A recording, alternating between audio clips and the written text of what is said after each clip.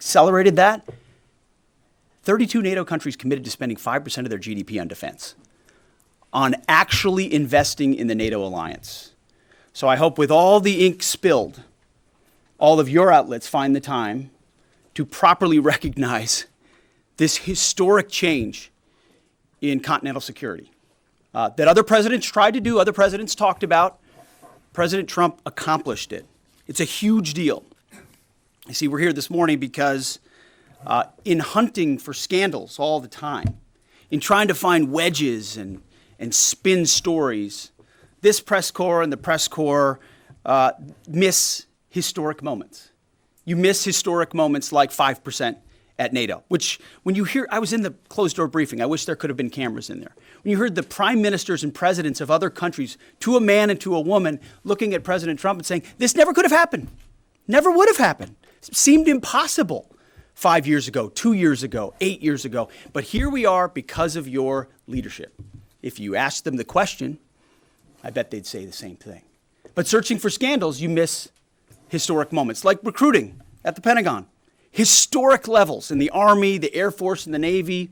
Yeah, maybe there'll be a little mention here or there, but because it was under President Trump's leadership, because Americans are responding to him as commander-in-chief, the press corps doesn't want to write about it. Or bring us to the topic of the moment, the highly successful strikes in Iran. Let me read the bottom line here. President Trump directed the most complex and secretive military operation in history, and it was a resounding success, resulting in a ceasefire agreement and the end of the 12-day war. There's been a lot of discussion about what happened and what didn't happen. Step back for a second. Because of decisive military action, President Trump created the conditions to end the war, decimating, choose your word, obliterating, destroying Iran's nuclear capabilities. I want to read some of the assessments that have been provided, because whether it's fake news, CNN, MSNBC, or the New York Times, there's been fawning coverage of a preliminary assessment. I've had a chance to read it. Every outlet has breathlessly reported on a preliminary assessment from DIA. I'm looking at it right now. Again, it was preliminary, a day and a half after the actual strike, when it admits itself in writing that it requires weeks to accumulate the necessary data to make such an assessment. It's preliminary. It points out that it's not been coordinated with the intelligence community at all. There's low confidence in this particular report. It says in the report there are gaps in the information. It says in the report multiple linchpin assumptions are what this assessment, a linchpin assumption, you know what that is? That means your entire premise is predicated on a linchpin. If you're wrong, everything else is wrong. And yet, still, this report acknowledges it's likely severe damage. Again, this is preliminary, but leaked because someone had an agenda to try to muddy the waters and make it look like this historic strike wasn't successful. I'm going to get to the chairman in a moment because he's going to lay out the particulars for you based on his professional military experience. But here's what other folks are saying. The DIA that put that report out says that this is a preliminary low-confidence report and will continue to be refined as additional intelligence becomes available. How about the Israeli Atomic Energy Commission? The devastating U.S. strikes on Fordow destroyed the site's critical infrastructure and rendered the enrichment facility inoperable. Have any of these quotes made their way into the New York Times or the Washington Post? MSNBC? CNN? Any of these quotes? How about this one? This is a new one from the UN, the United Nations. No friend of the United States, or certainly Israel often. Here's the head of the UN Atomic Energy Agency this morning, Rafael Grossi. U.S. and Israeli strikes caused enormous damage to Iran's nuclear sites. Don't take my word for it. How about the IDF's chief of staff? I can say here that the assessment is that we significantly damaged the nuclear program, setting it back by years. I repeat, years. The Iranian foreign minister, the spokesman, our nuclear installations have been badly damaged, that's for sure. I'm sure that's an understatement. John Radcliffe, the director of the CIA, putting out a statement just last night. CIA can confirm that a body of credible intelligence indicates Iran's nuclear program has been severely damaged by recent targeted strikes. This includes new intelligence from a historically reliable, very different than preliminary assessment with low confidence. He's saying historically reliable and accurate source and method that several key Iranian nuclear facilities were destroyed and would have to be rebuilt over the course of years. CIA continues to collect additional reliably sourced information to keep appropriate decision makers fully informed. How about DNI Tulsi Gabbard yesterday? She writes, and I quote, "New intelligence confirms what POTUS has stated numerous times. Iran's nuclear facilities have been destroyed." Institute for Science and International Security President David Albright, overall, Israel and U.S. attacks have effectively destroyed Iran's centrifuge enrichment program. Time and time again, I can go down the list. Those that understand, those that see, those that do proper assessments recognize that what the United States military did was historic. And again, before I pass it to the chairman, because you, and I mean specifically you, the press, specifically you, the press corps, because you cheer against Trump so hard, it's like in your DNA and in your blood to cheer against Trump, because you want him not to be successful so bad, you have to cheer against the efficacy of these strikes. You have to hope maybe they weren't effective. Maybe the way the Trump administration has represented them isn't true. So let's take half-truths, spun information, leaked information, and then spin it in every way we can to try to cause doubt and manipulate the public mind over whether or not our brave pilots were successful. How many stories have been written about how hard it is to, fly a plane for 36 hours? Has MSNBC done that story? Has Fox? Have we done the story how hard that is? Have we done it 2 or 3 times so that American people understand? How about how difficult it is to shoot a drone from an F-15 or 16 or F-22 or F-35? Or what it's like to man a Patriot battery? Or how hard it is to refuel midair, giving the American people an understanding of how complex and sophisticated this mission really was. There are so many aspects of what our brave men and women did that, because of the hatred of this press corps, are undermined because your people are trying to leak and spin that it wasn't successful. It's irresponsible. And folks in this room are privy to that information because of the proximity here in the Pentagon. It's an important responsibility. And time again, classified information is leaked or peddled for political purposes to try to make the president look bad. And what's really happening is you're undermining the success of incredible B-2 pilots and incredible F-35 pilots and incredible refuelers and incredible air defenders who accomplished their mission, set back a nuclear program in ways that other presidents would have dreamed. How about we celebrate that?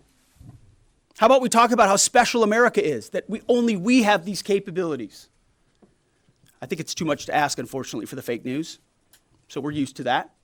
But we also have an opportunity to stand at the podium and read the truth of what's really happening. And the reality is, you want to call it destroyed, you want to call it defeated, you want to call it obliterated, choose your word. This was an historically successful attack, and we should celebrate it as Americans. And it gives us a chance to have peace, chance to have a deal, and an opportunity to prevent a nuclear Iran, which is something President Trump talked about for 20 years, and no other presidents had the courage to actually do. So with that, I want to hand it over to the chairman of the Joint Chiefs. They've done technical analysis on this, not just on the strike, but also on our Patriot defenders, on Al Udeid. And Mr. Chairman, I'll hand it over to you. Good morning. Thank you, Mr. Secretary, and good morning, and all of you. Thank you for being here. As a follow-up to my comments on Sunday's press conference, I wanted to give you a few updates this morning on something I'm honored to do as a chairman, and that's a chance to get to talk about some of our service members and the incredible things that they do on behalf of our nation. And I apologize ahead of time for the length and the detail. Today I'm going to brief you on a couple things. First, I'm going to talk about our air defenders at Al Udeid in Qatar and their actions on Monday. Then I'm going to walk you through a little bit about the academics that went into the attack against Fordo, the massive ordnance penetrator weapon, and we're going to show a video that highlights the effects that weapon has. Of course, nobody was down inside the target, so we don't have video from the target. First, on Monday, as the President has stated, on Monday morning we began to receive indications and warnings that Iran intended to attack U.S. bases in the region. That morning, building on the work that CENTCOM Commander Eric Kurilla had done, and on the orders of the President, at Al Udeid Air Base in Qatar and around the region, we assumed a minimum force posture. Most folks had moved off the base to extend the security perimeter out away from what we assessed might be a target zone, except for a very few Army soldiers at Al Udeid. At that point, only 2 Patriot batteries remained on base, roughly 44 American soldiers responsible for defending the entire base, to include CENTCOM's forward headquarters in the Middle East, an entire air base, and all the U.S. forces there. The oldest soldier was a 28-year-old captain. The youngest was a 21-year-old private who'd been in the military for less than 2 years. So let's put ourselves out there for a second. Imagine you're that young first lieutenant, you're 25 or 26 years old, and you've been assigned as the tactical director inside the command and control element. You, at that age, are the sole person responsible to defend this base. Listening next to you is your early warning operator whose job is to notify you of imminent attack. There's 5 people inside a vehicle and 5 people outside of a vehicle around these, a total of, as I said, 44.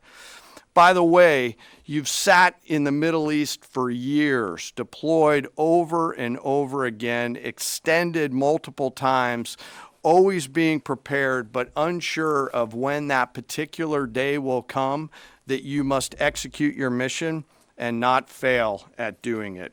In this case, these Patriot crews were deployed from Korea and Japan as part of our U.S. forces there to ensure that we had the most capable missiles in the CENTCOM area of responsibility. As the day continues, you start to hear more and more chatter in the information space about a pending attack. And as the sun starts to set in the west, you get orders from your higher headquarters to make sure that your missile batteries are pointed to the north. There are just a few other teammates. It's hot, you're getting nervous, and you expect an attack. Outside of those Patriot vehicles, your hot crew, which is 1 NCO and 4 additional soldiers, turns a key and relinquishes control of those missiles to that young lieutenant inside the vehicle. And you wait. You know that you're going to have approximately 2 minutes, 120 seconds to either succeed or fail. And then at approximately 12:30 p.m. on Monday, that's 7:30 p.m. in Qatar, as the sun sets in the west, Iran attacks. As the targets were detected, round after round of Patriot missiles are ejected from their canisters by an initial launch charge. Then the main solid rocket motor ignites. You can feel this in your body if you've ever been around a Patriot taking a shot. And round after round goes out and guides against those missiles coming inbound. We believe that this is the largest single Patriot engagement in U.S. military history. And we were joined in this engagement by the Qatari Patriot crews.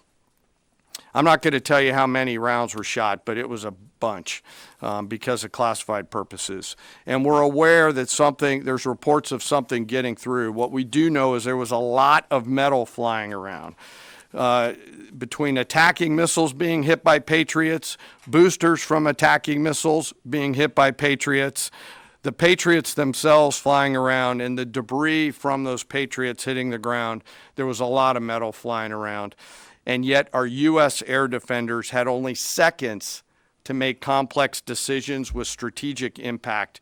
These awesome humans, along with their Qatari brothers and sisters in arms, stood between a salvo of Iranian missiles and the safety of Al Udeid. They are the unsung heroes of the 21st century United States Army. And I know a lot of you have seen the videos online and the excitement as those Patriots departed their launchers and went up and guided. This really demonstrates the combat capability and capacity of our Army air defenders. Simply stated, they absolutely crushed it. If you'd flip this over, thanks. Let me next move to a walkthrough of the GBU-57 massive ordnance penetrator weapon and share a little bit about the planners who did this and their work on the weapon.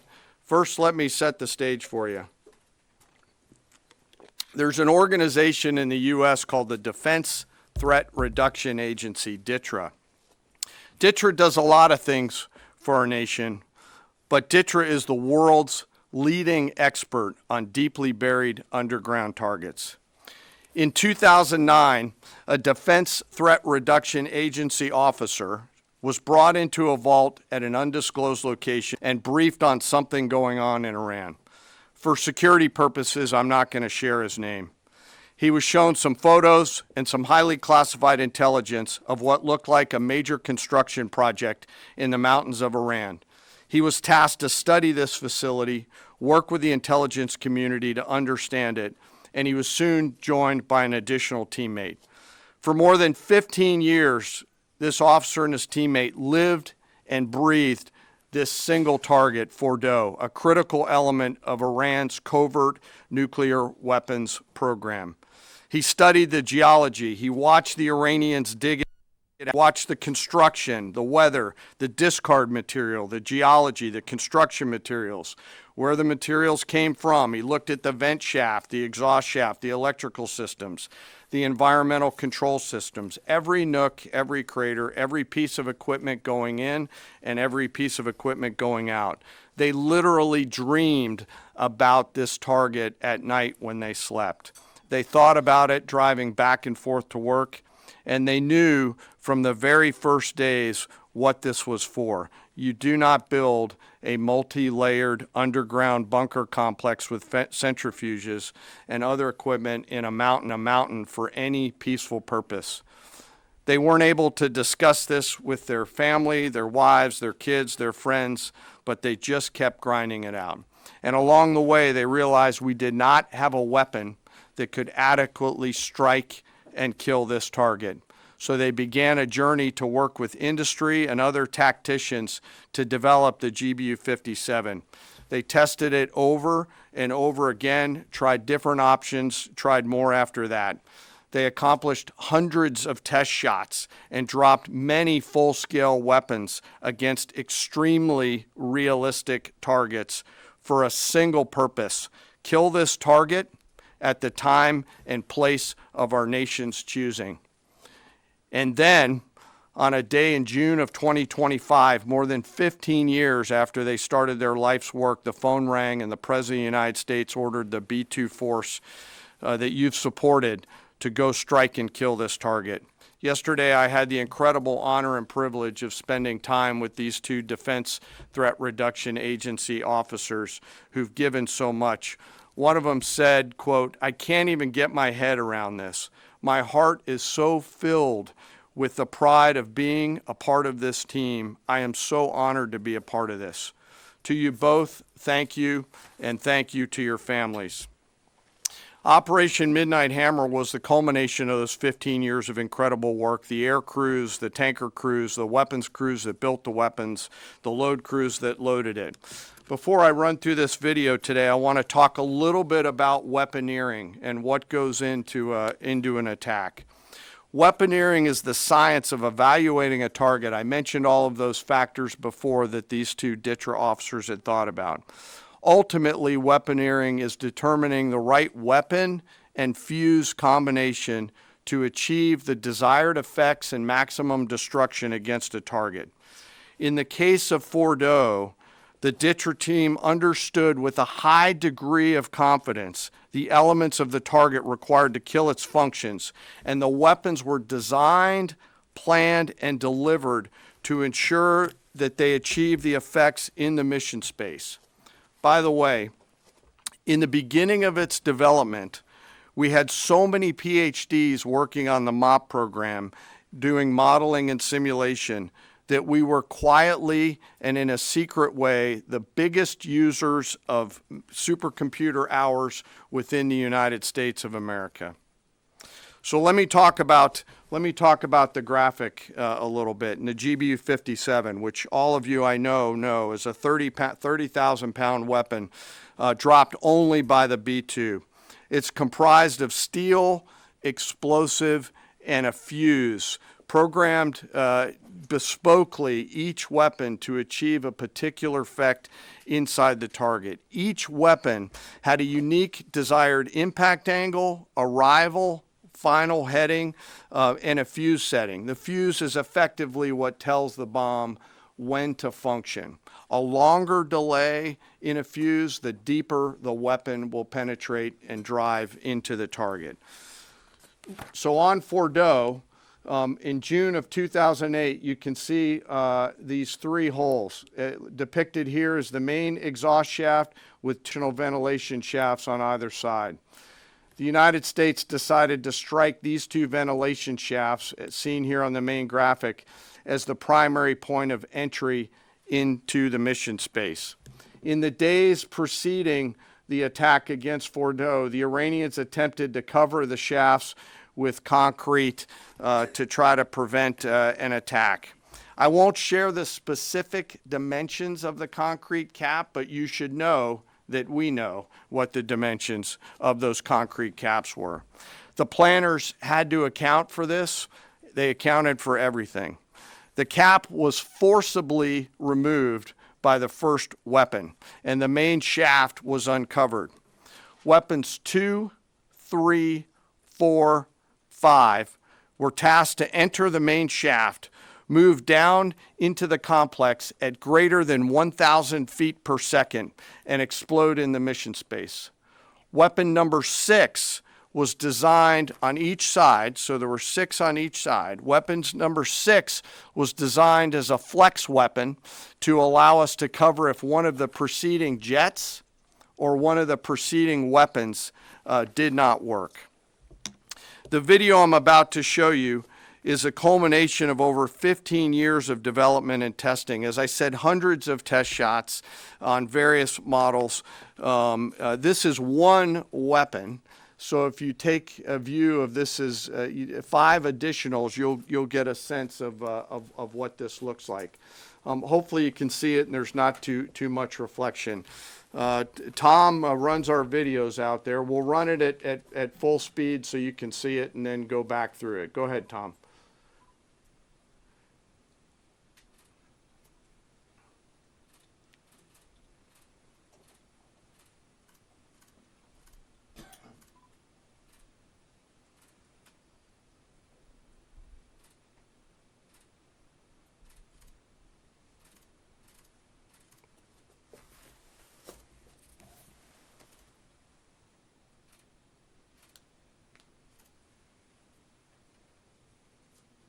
Keep it going for a minute. You'll see inside the mission space.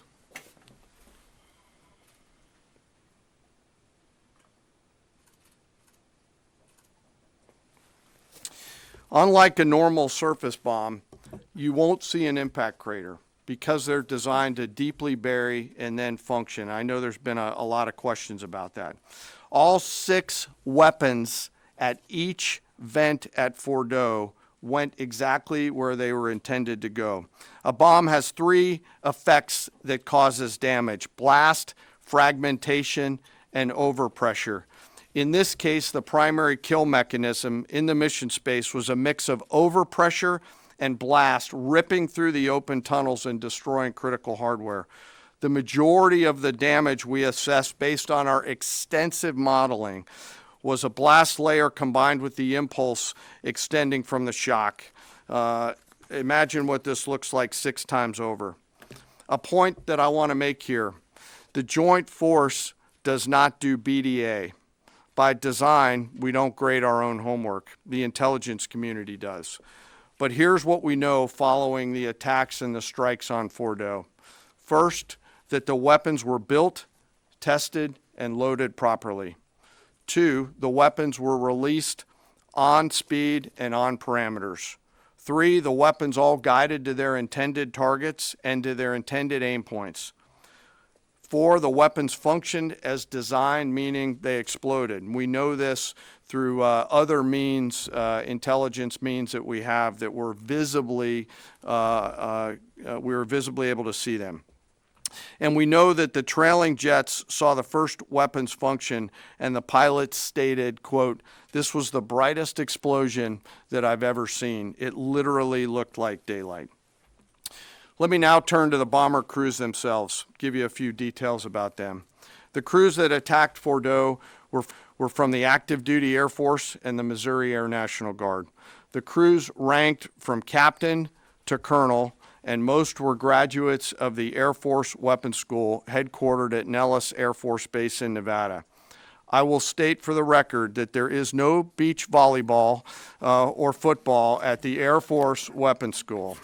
They were male and female aviators on this mission. And a crew member told me when I talked to them on video the other day that this felt like the Super Bowl, the thousands of scientists, airmen, and maintainers all coming together. One last story about people. When the crews went to work on Friday, they kissed their loved ones goodbye, not knowing when or if they'd be home. Late on Saturday night, their families became aware of what was happening. And on Sunday, when those jets returned from Whiteman, their families were there. Flags flying and tears flowing. I have chills literally talking about this. The jets rejoined into a formation of 4 airplanes followed by a formation of 3 and came up overhead Whiteman proudly in the traffic pattern, pitching out to land right over the base and landing to the incredible cheers of their families who sacrifice and serve right alongside their family members. Like I said, there were a lot of flags and a lot of tears. One commander told me this is a moment in the lives of our families that they will never forget. That, my friends, is what America's Joint Force does. We think, we develop, we train, we rehearse, we test, we evaluate every single day. And when the call comes to deliver, we do so. I could not be more proud standing up here today of our Joint Force. I'm filled with gratitude that I get to tell their story. And as we stand here right now, our forces remain on a high state of readiness in the region, prepared to defend themselves. And one last thing, our adversaries around the world should know that there are other DTRA team members out there studying targets for the same amount of time, and will continue to do so. Thank you very much. I apologize for the length. I look forward to your questions. Thank you, Mr. Chairman. I would just thank you, by the way, for that extensive work, the lay down. I mean, even, do you have that laser pointer? Okay. Yes, sir. Thank you, squaring me away as always. I mean, even in just the public reporting, if you see the post-strike shaft of the 3 holes, the vast majority, and fairly so, the vast majority of speculation has been, those are the 3 strike points. When in actuality, what you realize is these are the vents, these are the caps, the first munition took the cap off, and the other 5 went down the center hole, which if you're planning the target, you would want it to be the direct one going to the bottom. These are the types of things that go into the planning for a strike that the Pentagon would not expect the press corps, the American people, to initially understand. So laying this information out is helpful. But it's also why we ask for a beat, for a moment, for a day or 2, the opportunity to tell that story. Because as the chairman said, these men and women that did this mission, they just want to do their job. They're not expecting their story to be told. They're not expecting the glory. They are grateful for the flags and the hugs of family. That's why they do the job. But they also know they were a part of something historic. We know how historic it was. The chairman does. I know. Our staffs know. And so that's why we are, and the President of the United States knows. And that's why it's almost personal when we see the way in which leaks are used to try to disparage the outcome or muddy the waters about the impact of what happened without being responsible with information and allowing the professionals to assess and provide that information just like the chairman did. So thank you, Mr. Chairman, for that information. Sure. and we welcome a few additional questions. Yes, sir. General, on Sunday you said final battle damage will take some time. And you also said, I think BDA is still pending, and it would be way too early for me to comment on what may or may not still be there at the nuclear facility. So that was just over 3 days ago. So what has changed? Would you use the term obliterated as well? Sure, like I said, we don't do BDA. I'll refer that to the intelligence community, and You're talking with them. I mean, what changed in the past 3 days that make you so, sir, I think Sir. I mean, I think I explained what changed. There was a great deal of irresponsible reporting based on leaks, preliminary information in low confidence. Again, when someone leaks something, they do it with an agenda. And when you leak a portion of an intelligence assessment, but just a little portion that makes it seem like maybe the strike wasn't effective, then you start a news cycle, whether it's the Washington Post or Fox News or CNN or MSNBC, you start a news cycle that starts to call into question the efficacy. No, that's why.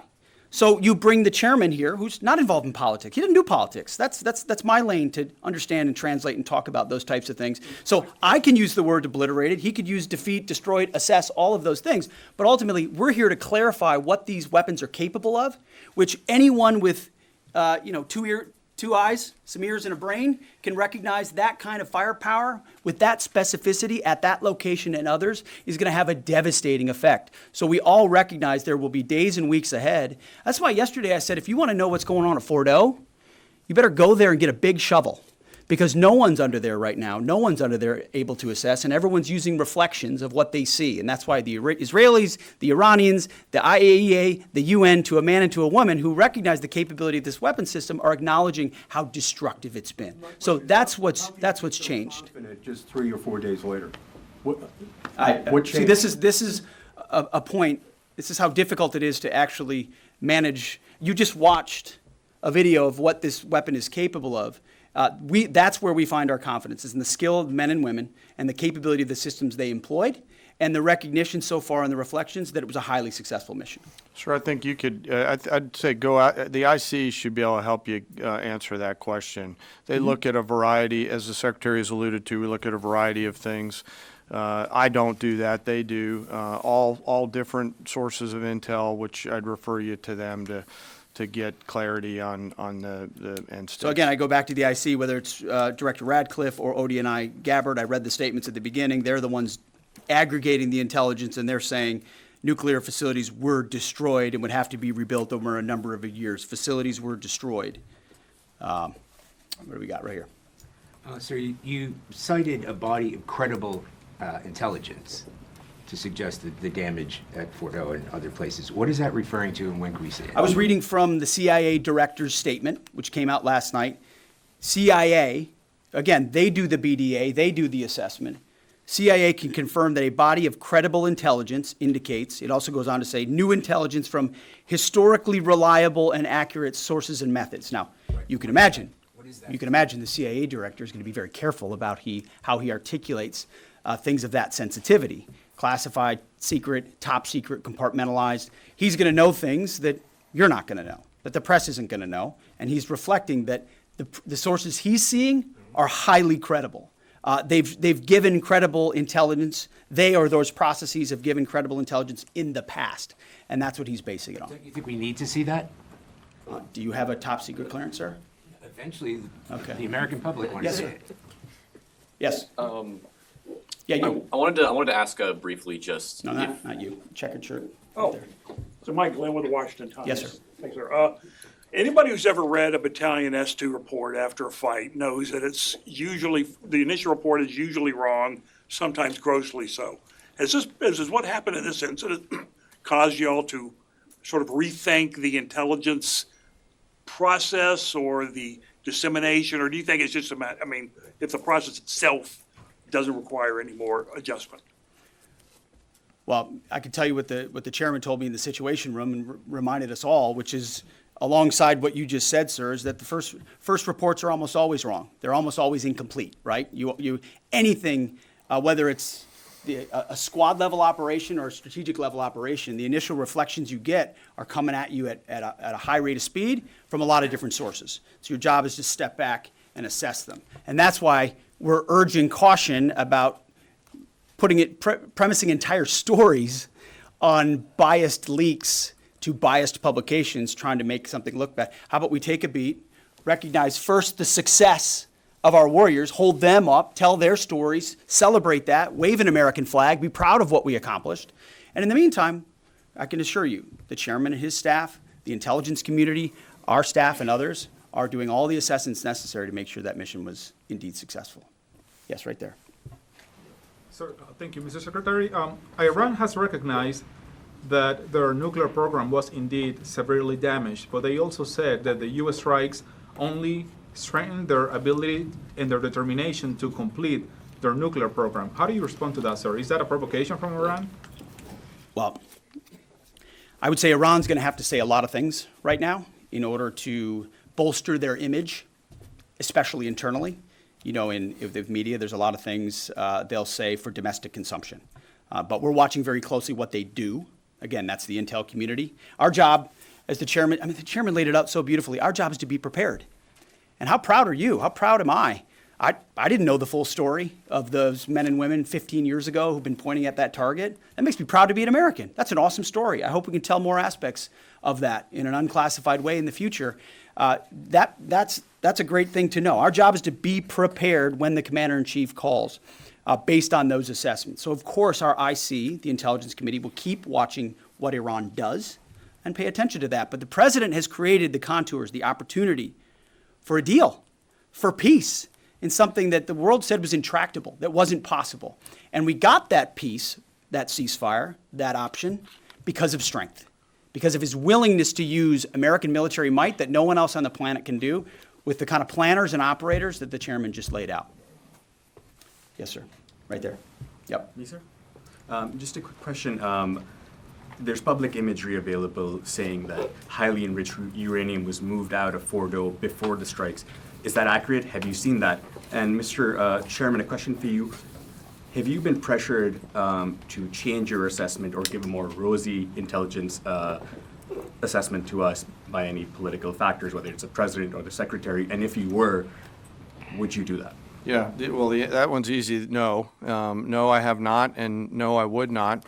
My job as the chairman is to offer a range of options to the president and the National Command Authority to deliver the risks associated with each of those, and then take the orders of the National Command Authority and go execute them. I've never been pressured by the president or the secretary to do anything other than tell them exactly what I'm thinking, and that's exactly what I've done. And the highly enriched uranium? There's nothing that I've seen that suggests that we didn't hit exactly what we wanted to hit in those locations. That's not the question, though. It's about highly enriched uranium. Do you have certainty that all the highly enriched uranium was inside the Fordo mountain, or some of it, because there were satellite photos that showed more than a dozen trucks there 2 days in advance?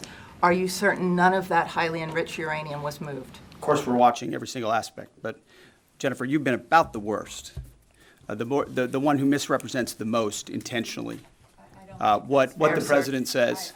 I'm familiar. I was about the ventilation shafts on Saturday night, and in fact, I was the first to describe the B-2 bombers, the refueling, the entire mission with great accuracy. So I take issue with that. I appreciate you acknowledging that this was the most successful mission based on operational security that this department has done since you've been here, and I appreciate that. So we're looking at all aspects of intelligence and making sure we have a sense of what was where. Why not acknowledge the female pilots that also participated in this mission? The early messages that you sent out only congratulated the boys. So when I say something like our boys and bombers, see, this is the kind of thing the press does, right? Of course, the chairman mentioned a female bomber pilot. That's fantastic. She's fantastic. She's a hero. I want more female bomber pilots. I hope the men and women of our country sign up to do such brave and audacious things.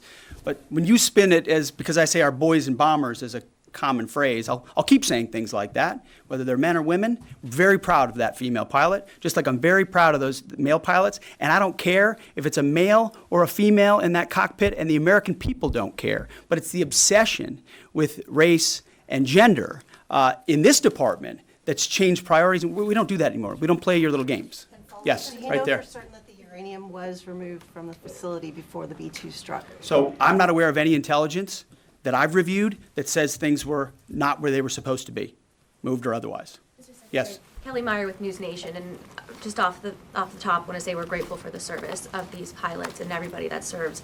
I wanted to ask you, the CIA statement said, when possible, they will provide updates and information to the public for transparency, and I believe that's what we're looking for here. Do you commit to share the Defense Intelligence Agency report when it is ready, so the American people can understand more about the intelligence assessment? Well, actually, the report that was discussed, this preliminary report, was what's called a restrike report. So it comes to us to give us an assessment whether a target would need to be restruck, right? That's the reason why. So it's based on internal feedback loop that we're supposed to have access to. Unfortunately, someone took advantage of that. But whatever is supposed to be made public will be, but whatever has to stay sensitive Sir, will be can as I well. just jump in? You know, one of the things that I'm trying to do through this journey that we're on together, of course, transparency, but also the requirement to really protect these capabilities. I guess the time's up. So there's a balance in there, right? We do need to preserve options should the nation and the joint force be tasked to go do something again. So I'm confident we'll find the middle ground, but there are some things that if asked, I'd want to not release related to. So we're going to leave it right there. I want to thank the heroism of our men and women in the military. What they accomplished is truly historic, setting back the Iranian nuclear program untold number of years. It was a devastating attack. We appreciate you covering it. Thank you very much, Mr. Chairman. Thank you. अमरीकी वज़ीर दिफ़ा और pentagon Hakam press conference कर रहे थे। America ने Iran के खिलाफ तारीखी ऑपरेशन किया, ये कहा गया अमरीकी वज़ीर दिफ़ा की जानिब से। अमरीकी ऑपरेशन के नतीजे में ईरान इसराइल जंग बंदी हुई, ये कहा अमरीकी वज़ीर दिफ़ा ने। मज़ीद कहा कि ईरान की एटमी तंसीबात मुकम्मल तबाह हो गई। कुछ अमरीकी न्यूज़ चैनल्स मन घड़त खबरें चला रहे हैं। अमरीकी ऑपरेशन का मकसद खिते में जारी जंग ख़त्म करना था। IAEA ने तस्दीक की कि ईरानी जौहरी तंसीबात को नुकसान पहुँचा है।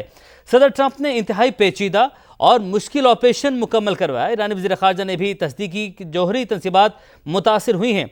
मीडिया स्कैंडल तलाश कर रहा है, सदर ट्रंप को निशाना बना रहा है। हमलों में ईरान की जौहरी सलाहियत ख़त्म कर दी गई, ये कहा गया अमरीकी वज़ीर दिफ़ा की जानिब से। अमरीकी chairman joint chief of staff ने ईरानी तंसीबात पर हमलों की वीडियोज़ भी दिखाई। उन्होंने कहा कि ईरान ने कतर में अमरीकी तंसीबात पर हमला किया। कतर में ईरानी हमले की इतला पहले मिल गई थी। हमने कामयाबी से ईरानी हमलों को नाकाम रहा। वीडियो उनकी जानिब से जारी की, आप वीडियो भी देख सकते हैं समा की स्क्रीन के ऊपर।